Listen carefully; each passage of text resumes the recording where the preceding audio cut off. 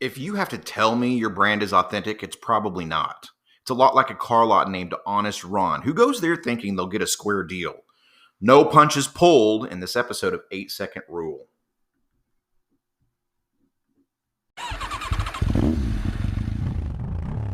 This is 8 Second Rule, the podcast about attention-based marketing where we talk about getting, holding on to, and developing the attention of your ideal audience. You've got 8 seconds. What are you going to do with it?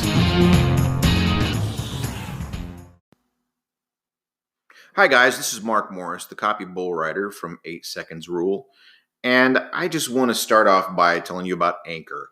Anchor.fm. I found this site a couple of years ago, and it is the simplest and easiest way to start a podcast that I know of today. You can do it straight from your smartphone. You don't need anything but their app. It's free. They have creation tools that allow you to record and edit your podcast. You can even add music, add buffers, all of those things right here on the site. It doesn't cost anything to host it. You can start as many as you want. Anchor will distribute your podcast for you, so it's heard on Spotify, Apple Podcasts, many more, and you make money from your podcast with no minimum listenership. It's everything you need to make a podcast in one place. Download the free Anchor app or go to anchor.fm to get started.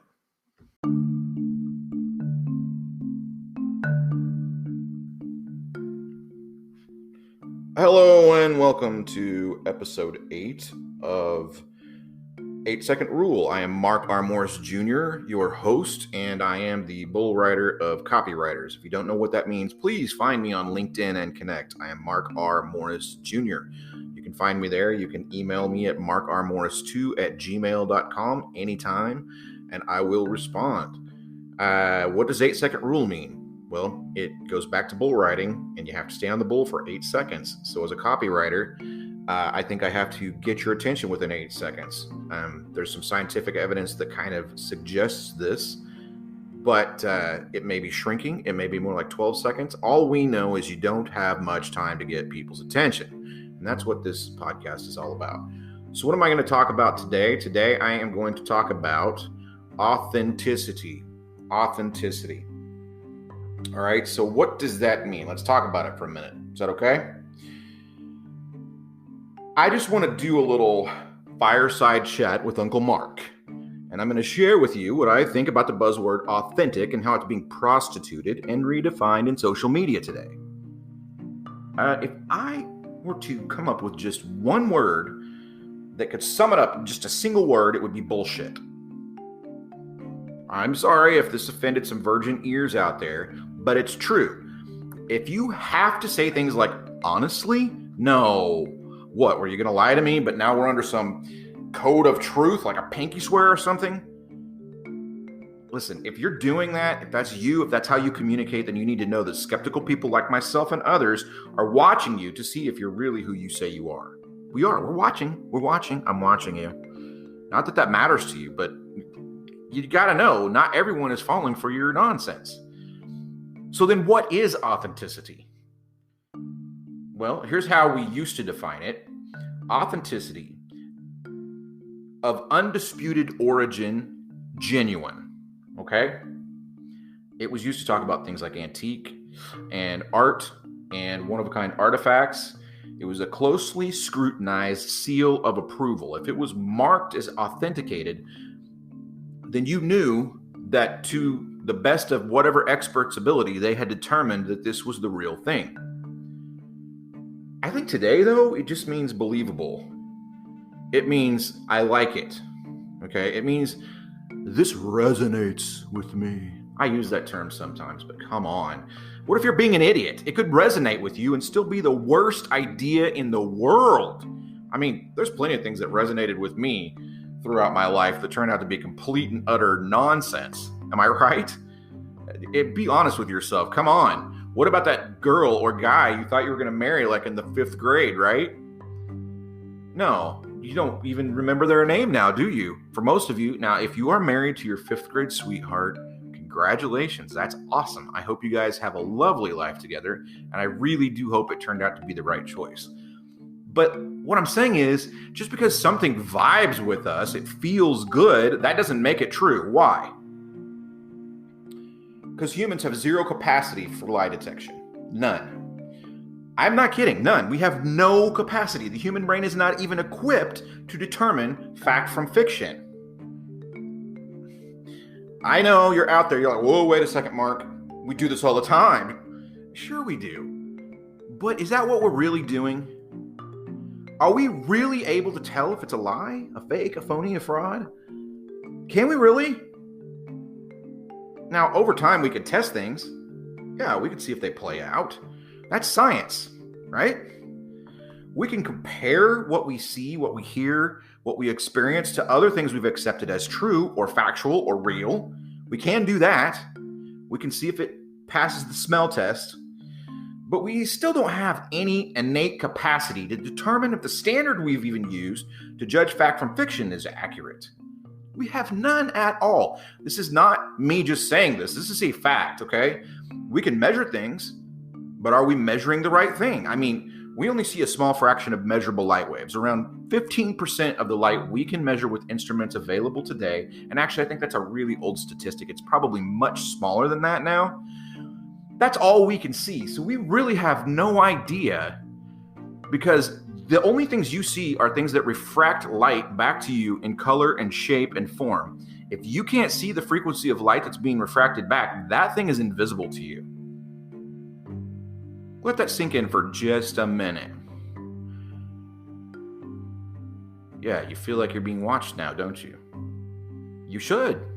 You have no idea. 85% of what can be measured, you can't even see. So if you had the right instrumentation, you might be able to determine that there's nothing in your space that refracts measurable light. But is that even all there is? We don't know. We have no clue. There's so much more we don't know than we do know, all right? So what about other senses? You know, we only hear a fraction of the sound we know about. Sounds can be too soft for us. Doesn't mean they don't exist. They can be too far away. They can be too high in frequency or too low in frequency. Listen, there are literally entire species of animals who communicate with sound beyond the scope of human hearing ability. You know your dog hears things that you can't hear. And your dog's pretty simple, right? Elephants communicate with what they call infrasound, whatever that means. So we don't really know much. No, we really don't. And even what we observe, it can only really rightly be called our perspective. It's what we see from where we stand with the biases and knowledge and understanding that we've got. So we do the best we can. So then how can we hope to determine if someone we see or hear is genuine or not, authentic or not, real or just a complete fake? Well, that brings us back to authentication. What is that? Wikipedia says this. It's a modern definition. Authentication is the act of proving an assertion, such as the identity of a computer system user. In contrast with identification, the act of indicating a person or thing's identity, authentication is the process of verifying that identity. So when you have to do a CAPTCHA to prove you're not a machine, right? They're authenticating your humanness. When you have to answer questions that what are they called? You give them, they'll make your first car or whatever at your bank, right? And you answer those to authenticate yourself. All right, they're verifying that you are who you say you are. It's not identifying you, it's actually authenticating that. So authentication compares known elements or believed known elements, because I've already shattered the idea that we have any known elements, right? With unknown elements to determine if they are authentic or not. Do they match up? So what does this say about brands and marketing and social media presence? If it sounds too good to be true, it probably is. I know you heard this from your dad. You heard this from your grandpa. You heard this from your great grandpa. People have been saying it for generations. Is it accurate? Well, listen, I think it probably is. If it sounds too good to be true, it probably is too good to be true, or it's so specifically edited to be legally accurate while presenting a completely false image of the thing, person, or idea. Okay? So in other words, it's intentionally deceitful, even if it is the truth. Okay? There's more than one way to lie to someone.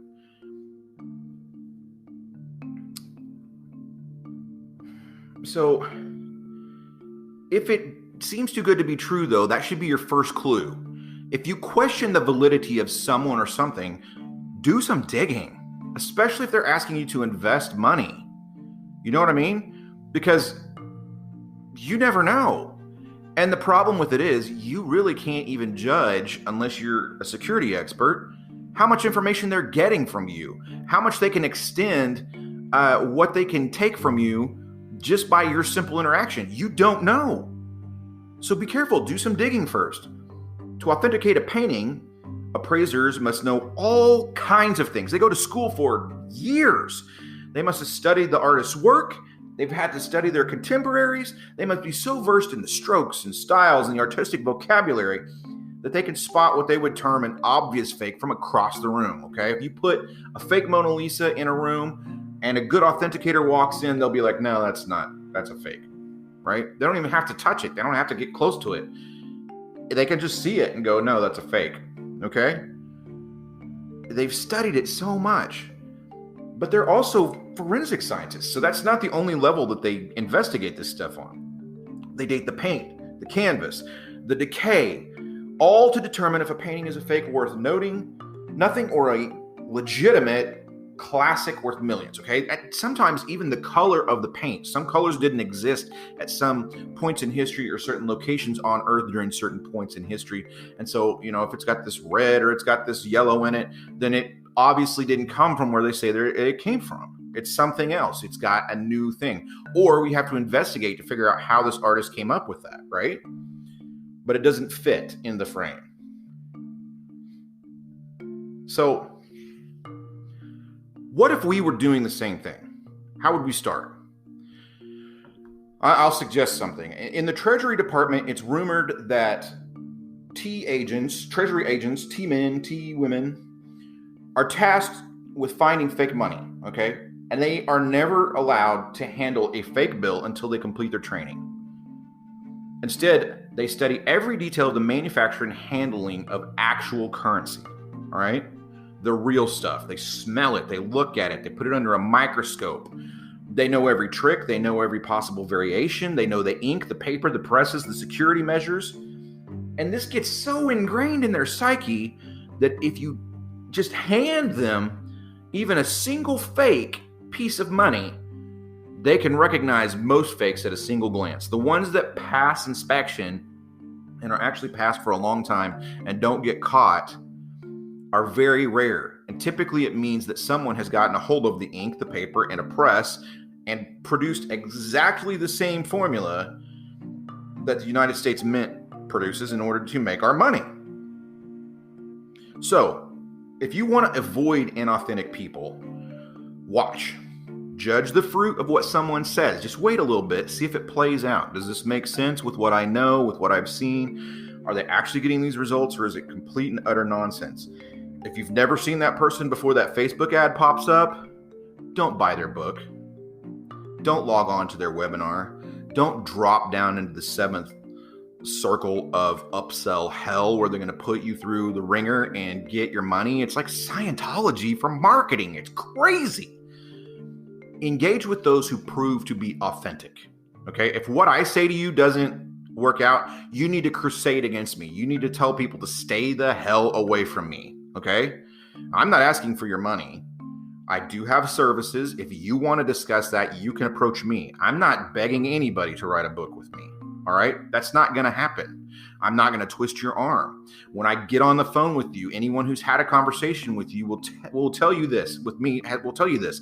I tell them from the beginning, if you are looking to write this book with me so that you can become rich and famous, that's a dumb idea. Okay? I'm not trying to take anyone's money just for fun here. I just have to feed my family. I just have to pay for my glorious bat cave basement that I still have yet to renovate. Okay? But once you've determined some people that you think are authentic, hang out with them. Bathe in the truth. Be honest about yourself. I want you to become so familiar with what's legit and what actually produces results that a lie feels funny. It smells funny. It's a great image, but it's blurry around the edges, okay? It doesn't make sense to you. It seems like, well, maybe that won't work. That's not to say it won't, and you can keep watching if you're fascinated by it, and you will find out. Time is the only lie detector that human beings really possess, okay? So how do you avoid inauthenticity in your own brand? How do you avoid being fake? Tell the truth. It's simple. It's not complicated at all. Be the opposite of fake. Be real. Do I mean tell the truth, the whole truth, and nothing but the truth, so help you God? No. Why? The whole truth is frequently not helpful. For example, my love life is none of your business. I'll tell you it's pretty good. I've got 8 kids, though. You already knew that. But I will never share anything about that with you. I will never share anything with you that I don't believe with everything in me is in your best interest. And you don't need to know anything about this ugly person doing anything like that. Whether from experience, whether from a shared trusted source, I'm going to authenticate the information as best as I can. And if I don't know if it's legit, I'm going to say that when I share it. Okay? So what does it all boil down to? It boils down to one word: faith. Faith. I'm not talking about religion. Ultimately, the man of science has at least as much faith as anyone who is out there touting their spiritual mindset. We have to believe in something, right? We're going to. It's the human condition. You believe in something. I know you think you don't. You may be the biggest skeptic in the world. You're an atheist. You're all these other things, but you believe in something. When you go over to the wall and you flip the switch for the lights to come on, do you really go through some kind of an existential crisis as to whether it's going to work or not?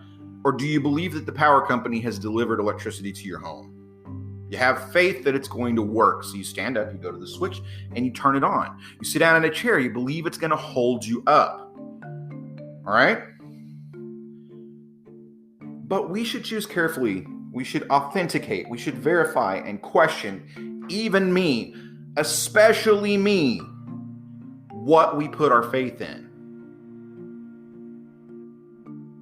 That is how you know and understand and feel what authentic is. Okay? So, guys, that's it for 8-second rule on this 8th episode here. I hope that speaks to you in some way.